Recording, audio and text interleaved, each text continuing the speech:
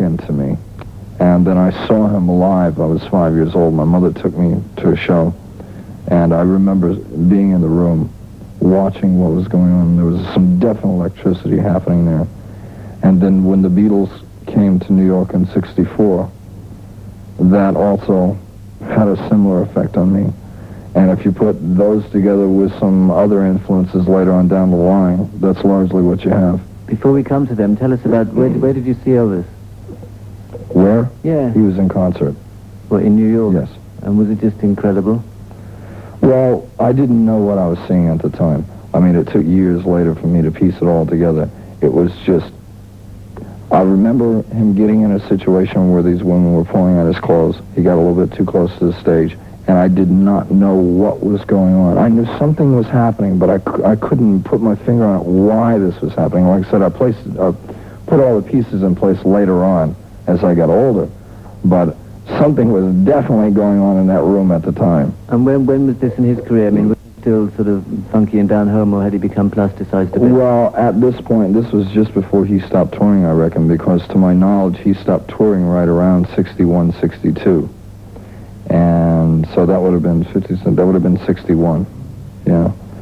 So I don't think that he was new to this by any means. It was just he got a little bit too close to the audience than he should have. You know, you got to take in consideration that until the Beatles came along, rock and roll did not get near as sophisticated as it has become now until they came along, because the way certain things, shows were presented and things like that did not change until they came along. So, in other words, he would have not had a barrier between him and the audience. As a matter of fact, I can remember very vividly people being pushed up right to the edge of the stage. So it's very different now as compared to what it was then. And what was it like being in New York when the Beatles came? Was it just lunacy? Well, from what I understand, the rest of the world got it in a similar way, but I can't help but think New York got a triple dose of it because they were there the first time for almost 4 weeks. They did 3 different of these Ed Sullivan appearances simultaneously, back to back, within 3 weeks in a row. And New York was just in a turmoil over it. And I came into Heathrow Airport the other day, and I saw, as I was leaving customs, there was a glass case, and it had some old newspapers in it. And one of them was February 7th, 1964, them leaving Heathrow Airport on their way to New York. And the difference between Heathrow and JFK at the time was not much. I mean, JFK is a little bit bigger than Heathrow, but other than that, it looked very similar. So I would probably like to think that New York reacted the same way as what was already going on in Britain at the time. And was it like sort of Beatlemania on the radio every 5 seconds or what? Well, in America at that time, looking back at it, by the time they had done their first television appearances over there, they were in New York, they had 5 singles in the top 10 of the Billboard charts at that time. And that is a feat that has never been accomplished, nor probably will it ever be done again. I mean, that is just incredible. So what happens then with Blackie Lawless? He's sort of been seeing Elvis and seeing the Beatles and stuff. Did you rush out and buy a guitar? Well, I started playing guitar when I was 9. And that's when the Beatles came over. That's when I decided I wanted to play guitar. About 6 months before that, my brother had bought me a set of drums. And about 2 months after that, my parents decided I was not going to be a drummer. You know? Right, just too loud, you know. I mean, even other drummers don't like to listen to drummers rehearse. It can be boring. Not that they're not good, but even the best drummer, I mean, with nothing going on behind them, it has a tendency to wear on someone, especially if the people that are listening to it aren't doing it. Right. So, at any rate, I started playing guitar when I was 9. I made money playing guitar the first time I was 9. I was in a little band. There was 3 of us, and we'd play these little parties, and I made $16.35. And that, right now, is probably equivalent to about $27, $28 in America. And to a 9-year-old, that's like, you're on your way then, you're set, you know, on the road to fame and fortune, and what you don't realize at the time is it's going to take you a lot longer to really get there than what you'd expected. But I remember something, you know, my father told me. He said, because he worked in the carnival when he was a kid in summertime in between schools, And he said, the first time you taste applause, you'll never be the same. And I remember when it happened to me, and he was right. And, you know, looking back at it, though, I don't think it was the type of thing where I chose this profession. It was like the profession chose me. Like I was in my crib one day, and somebody came over with a magic wand and said, you will do this. And what music were you guys doing, the three of you, when you started off? Oh, the same type of stuff I've already talked about, you know, Beatles, Rolling Stones, things like that. I never attempted any Elvis material. I mean, that was like, I don't know, maybe in my mind it was sacred or something like that. I just never thought, you know, anybody but him could do that stuff justice. So how did you go around getting, like, the big golden record contract in the sky and all of that schmoozle? Well... Have you been in 500 groups up to now, then? No, really, I haven't. You know, I've probably been in less than a dozen bands in my life. You know, I mean, everything that I ever did, I stuck with it for a long time. These three guys that I was talking about, where I made the $16.35, we played together for 8 years, all the way up until the time we graduated high school. What were you called? Oh, God, we had an infinite variety of names. I can't even remember any of them now. That's not true. No, I remember one. We were called the Underside, and that was during the psychedelic era. And we must have been about 13 at the time. But at any rate, luckily, we had enough pieces to make the band work. And it wasn't until we were getting out of school that we had been exposed to transportation and things like that. You could get around and find out, yes, there were other musicians in other neighborhoods and things like that. And you start looking for a greater degree of ability and things like that. You start getting serious. And I left New York when I was 19. I played very briefly in a band called New York Dolls. Did you? And, tell me what happened then. Well, it was on their final tour, and it's really, more has been made out of it than there should have been. Was that the sort of the red leather? That was the red patent leather tour with Malcolm McLaren. Yes, Malcolm McLaren, the great rock and roll swindle. You know, it was like it was a substitute situation, and I think a lot. Who were you substituting? Johnny Thunders. And like I said, I think a lot more has been made out of it than it should have. But the thing that happened is that it's what got me from New York to California, because when the band broke up, the bass player and myself moved to LA and started a band.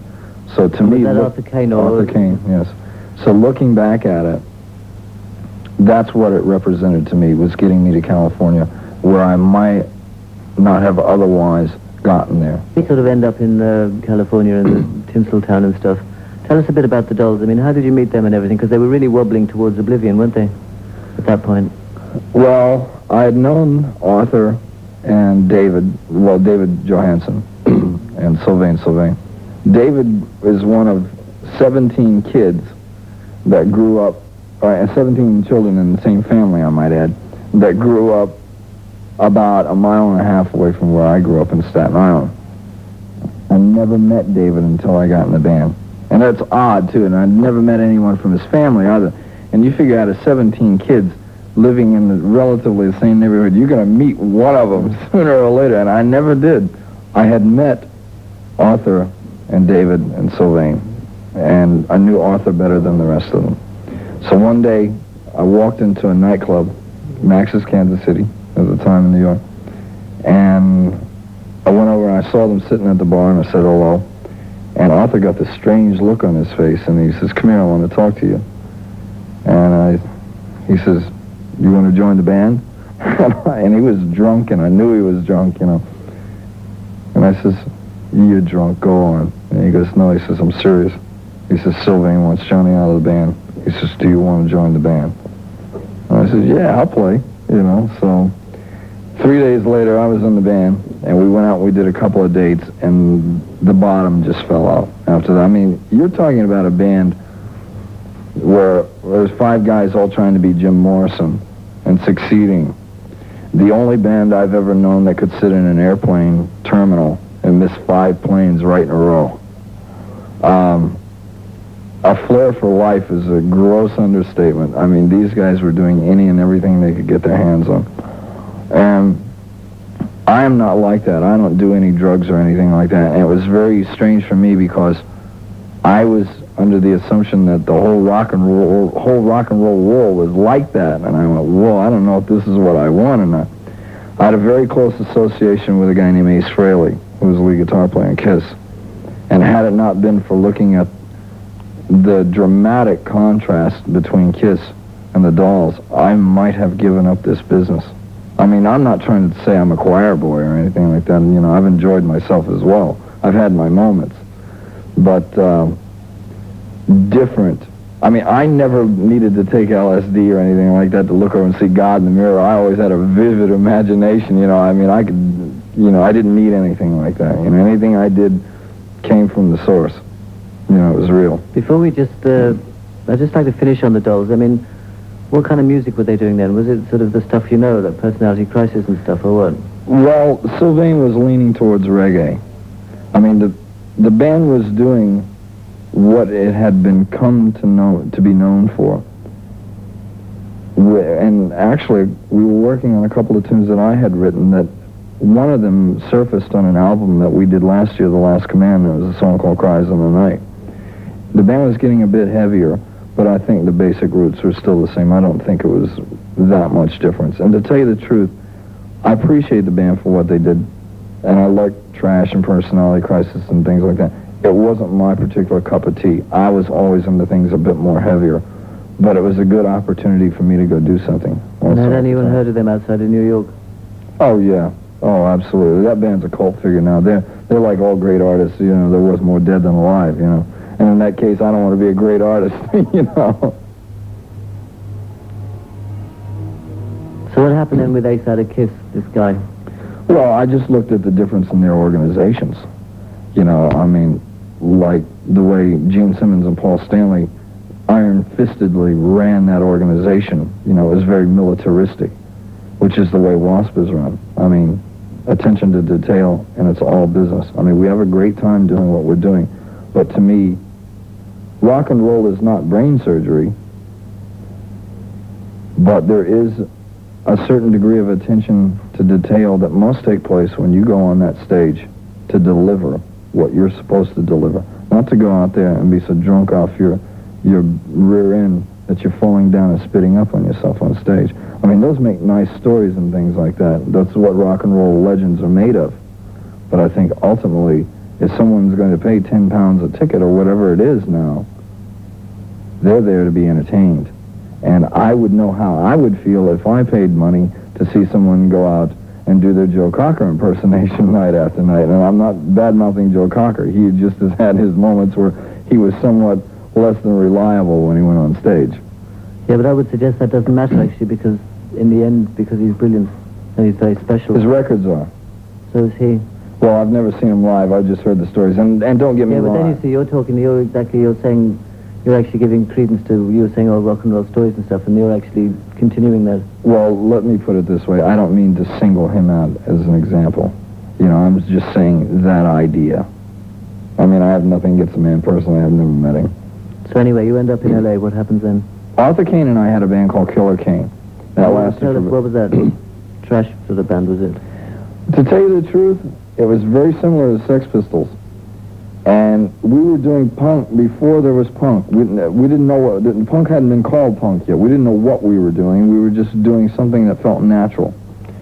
And so we did that for about a year. And I enjoyed it for the time that I was doing. But I always wanted to do things that were more theatrical. I mean, genuine theater type stuff. So Arthur went back to New York, and I stayed in L.A. And I started this band called Sister, which was a predecessor to what W.A.S.P is now. And that's where I met Chris Holmes. And we played together, well, we played together off and on now for, I guess, 9 years. And we did that for about a year together, and then he was put away for a while. And, what happened? He went to jail? Yeah, he had a little run-in with the law. And, well, for what? Drunken driving. He just persisted. I think he's learned his lesson, though. We were very crude in those days. I mean, not with the spit and the polish that we have now. We didn't have any money at all. As a matter of fact, by the time W.A.S.P got signed, we were $50,000 in debt from borrowing money from people that believed in what we were doing. What, for equipment and stuff, or what? Just, well, not mostly for equipment. It was just we sunk tons of money into advertisement and magazines and things like that. We made ourselves look like we had $1 million and when we had nothing, and it worked. If you think back to the things that I'm saying to you now, you start to get a picture that the trade was being crafted a little bit along the way. I tried not, and this is something that might be helpful for inspiring musicians out there, I tried that if I had to do something other than what I really wanted to do, I did something that was related within the field.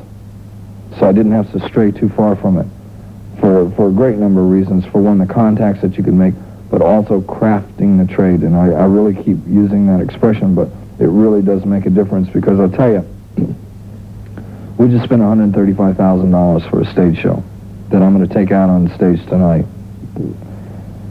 When I walk out on that stage, something that I learned from Houdini, reading his books and things, is that he would always get down and work on his props himself with the people that were constructing them. His reasoning behind that was not just his enthusiasm, which is largely a lot of mine. I like to know what goes on. But you like to know what makes everything in that show tick. Because if something happens on the stage, and his reasoning was that if he knew everything within that contraption or apparatus that he was using, if something went wrong, he had secondary plans to get out of it. It's the same thing on a stage. If you're going to spend that kind of money on a stage presentation, I want to know everything that makes that thing tick out there. So if something happens on that stage, I can get out of it. Explain some of the things, Blackie Lawless, from W.A.S.P. Explain some of the things you guys have on stage. Well, this year, the album's called Inside the Electric Circus, and the stage is multi-leveled. There's 3 different levels of staging aside from the main level itself. The first level is essentially animal cages, and the amplifiers are inside the cages. The second level is smaller cages, and then there's a third level that goes up behind and over the top of the drums. And to the outside edges are trampolines, so you can jump off the levels onto the trampolines onto the floor. Now, the backdrop is red and white striped like a circus tent. The difference being is that within the seams, there are makeup mirror lights. There's something like over 700 lights into this backdrop, and there's 9 different chaser patterns on it. The floor is painted the same way. So in essence, the whole thing looks like this crazy kind of carnival. And the title track off the album, Inside the Electric Circus, in the chorus it says, "Welcome to life inside the electric circus. The animals are all insane. God help us." Well, what that means is that's the band's point of view. When we stand on stage and we look down at the crowd, that audience does have a tendency to get excited. And that's what it looks like to us. And the whole environment is not a circus per se, a traditional type circus, but a rock and roll circus. How much have you paid attention before to people like Alice Cooper and Kiss and stuff like that? Well, I mentioned Ace Frehley a while ago. It was very hard for me to ever look at Kiss like other people, I think, because in America, you used to be able, if you bought like a bottle of Coke, it's mostly in cans now, but they used to sell them in bottles, and you could cash the bottles in for deposits, and you could get money back from them. And when we were kids, we used to collect these things and cash them in for the deposits so we could go to nightclubs and get drunk at night. That's how far back we go, into our late teens. And so watching him get into that, I watched how they did it, but I never really saw, when someone's your friend, you don't ever perceive it as the outside public would. So I wouldn't say I was probably as influenced by it consciously as a lot of people would think. As far as Alice Cooper goes, I mean, I lived across the street from Alice when I first moved to Hollywood, and I know him. But if we're going to go into comparisons or something, let's give credit where credit's due. I was a big Arthur Brown fan, the Crazy World Arthur Brown. To me, that's where it started. So if we're going to give somebody a pat on the back, let's give the real guy the credit. Do you ever because see him? He was the first. No, I never saw him. I only saw him on films. But I've seen live films on him, and he not only did he have this incredible voice, but he had a real knack for theater. And I mean, any guy get out there and set his head on fire, I mean, you got to give that guy credit, yeah. Something about the Crazy World Arthur Brown, too, that a lot of people don't know is to me, they were the first ones. I mean, there were people before that, Screaming Lord Such, Screaming Jay Hawkins, people like that. He was the first one to me to put the music, sight, and sound together. Because that album, Crazy World Arthur Brown, was co-produced by Peter Townsend. I mean, there were some amazing musicians on that record. Vincent Crane played keyboard. All the people that had played with Arthur Brown at one time or another eventually ended up in Emerson, Lake and Palmer. I mean, there were some amazing musicians. That's not quite true, actually. Excuse me? That's not quite true. I thought that they did. I heard that Keith Emerson had played keyboards, not all together, but at different times that they had played in his band. No. That is not true. Carl Palmer was in the Crazy World of Arthur Brown later on. Right. After Draken Theater or whatever his name is, the other drummer. Right. But they didn't play together. No. Exactly. But they had everybody that was in Emerson, Lake and Palmer had played with Arthur Brown at one time or another, correct? Don't think so. Really? Because that's what I had been told. I am the god of hellfire, and I bring you fire. I think you Arthur Brown did stuff like I'm the God of Hellfire. He was messing with areas he shouldn't have messed with. I don't think so. I think he was just doing it strictly for the purpose of the show. We were talking about Kiss. I know that W.A.S.P and Gene were more personally influenced by Arthur Brown than Alice Cooper, as per conversations that we've had. I mean, this guy was like the godfather, of theater. He was the first one really to plant that seed in contemporary musicians' heads that, yes, this could be done. It wasn't Alice. Even though Alice did do some great stuff, How come you were living up to him when you moved to L.A.? Because I'd imagine Alice had a few bob. He did, but when Arthur and I moved out there... Arthur Kane we're talking about, yeah. We lived in the keyboard player's house that he was a keyboard player from Three Dog Night, and he had just moved out. Alice had this place across the street. Laurel Canyon in Hollywood is this very bizarre place. Frank Zappa lived down at the bottom of the street. Most of the people owned their houses, and we were renting there, so, I mean, the rent was expensive. We didn't live there long, only about 6 months, but it was a really unique neighborhood. I mean, because Iggy Pop was living up the street, and the guys from Flo and Eddie were living up the street. Carole King was there. I mean, it's this whole neighborhood of nothing but musicians that lives in it. It's a real bizarre place. Was that weird for you at the beginning? Well, it was for me because New York, I had a typical crappy New York attitude when I went out there, so it was very strange. California's so different anyway, And what was Iggy at that point in time? The thing that stands out in my mind the most, I remember Alice telling me a story one time that he was trying to help him, but he wouldn't help himself. And that Alice said he was not going to stick his neck out on the block for a guy that didn't care about himself. And I remember him playing a place called the Santa Monica Civic. So the Iggy? Yeah. He played there one night, and then the next night I went out there to see somebody else, and there he was passed out in the lobby, the entrance of the theater. Now here's a guy that's just played there the night before, and then he's out there with no shirt and a pair of jeans on and stuff like that, I was like, I found that very hard to link that together in my head, Pretty sad, actually, to me, anyway. He's cool now, though. Well, I heard him say he wrote the whole Raw Power album in 3 hours. So I said, well, that's possible, He was probably more influential than he's been given credit for. Not to insiders, to outsiders. People that don't understand where punk came from. I mean, to me, he was the original punk, That whole Detroit scene was very influential, MC5. That's a band that never got any credit or anything like that. Was probably more influential coming out of Detroit for the Detroit scene per se than even Grand Funk was, even though Grand Funk got all the credit for it, because of all the record sales. And nothing against Grand Funk. They had phenomenal songs. I liked them a lot. But if we're going to give if we're going to give credit where credit's due, let's look at the scene overall and say what really went on in those places, That was pretty wild. I wish I could have been part of that. That was something else. Well, it's from W.A.S.P. When you talk about, you've been talking about sort of, what was the expression, honing your craft or something similar to that, right? Right. And then people listening to your music right now, here on the BPFO with W.A.S.P. in it, they might think, good God, what's he on about? He's not Carole King, or he's not Paul Simon, or he's not... I never wanted to be.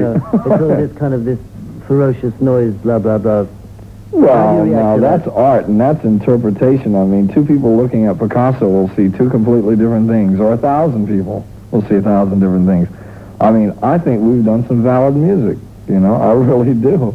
But then again, that's open to interpretation, and it's very hard for me to sit up and argue a point with someone about that because I am the writer, so therefore I'm going to be biased. Well, why don't you just put humility aside for a minute, which may be difficult or may not, and tell us why you think W.A.S.P are really special? Give us a sales pitch on it. Well, as far as saying it's special, to me, that denotes something in a unique category. And I'm not going to say that. That's too arrogant. It's different. I will use that word. I mean, we wanted... To me, W.A.S.P has Lennon and McCartney written all over the choruses. I mean, W.A.S.P started out, even before any of the show or any of that, it was an idea of songwriting. It was a basic two-part harmony that flowed throughout all the songs. It's kind of like the Everly Brothers go metal. Well, just finally now, Blackie Lawless and W.A.S.P, we're trying to explain why, as you call these people, the on-cue public likes W.A.S.P, the people who buy W.A.S.P records in their $1 million or $1.5 million in America or worldwide. What's the attraction? Attitude. Rock and roll overall is an attitude. It's the same reason you see a 15 or a 16-year-old walking down the street and he's got this T-shirt on, and it's this splash image all over his chest. It's usually an aggressive type image, in essence, that says, "Don't tread on me." Regardless of whatever the image is, that's what it all boils down to. He's announcing his feelings before he ever opens his mouth. That's what rock and roll is about. I would like to think that regardless of whatever we've done, we've tried to stay true to that attitude. Rock and roll is about hostility and aggression and aggravation in general. That's a very painful time of life. Obviously something that we've quite not overcome yet. And it's like Hollywood is, it's a state of mind. It doesn't exist geographically. It's where you are in your head. I mean, you know, you can be 70 years old. If you still want to be a rocker, you can be. You know, it depends on what you're made out of and what you want to be. So, to me, I would like to think we're written as Sgt. Pepper or anything like that. But we believe in what we're doing, and we're true to that level. That we're for people with real bad attitudes. When I walk out on that stage, I like, because to me, when I get out there, I want to have fun, but it's all business too. Not a lot of time for goofing off. And unless you're doing that, that's not what rock and roll's about. Where does the sort of, I mean, one of the things of rock and roll that's always been there is the sort of the manicness and the madness and actually following instincts. It's not all boardroom meetings and stuff. I never needed any, what we were talking about before, I never needed any drugs to get like that. I mean, to me, I go out there to... But not even drugs specifically. I mean, Elvis was just whoosh, you know. Exactly. A perfect example. To me, it's like a boxing match between myself and the audience. I'm going out there to beat that audience's brains out. Somebody's coming out of that thing a winner, buddy. It's going to be me. And the object is to beat up on that audience when I go out there and leave them lifeless when I go out. And that I believe that more so than any other thing that I do in this business now. More than the money, more than the fame, which is a double-edged sword in itself. That's what it's all about to me, is to go out there night after night and to do it as good as you can. Nothing else means anything. Not after you've been doing it for a long time. Okay, Blackie Lawless, for talking to us. I'm fairly speechless. Thank you.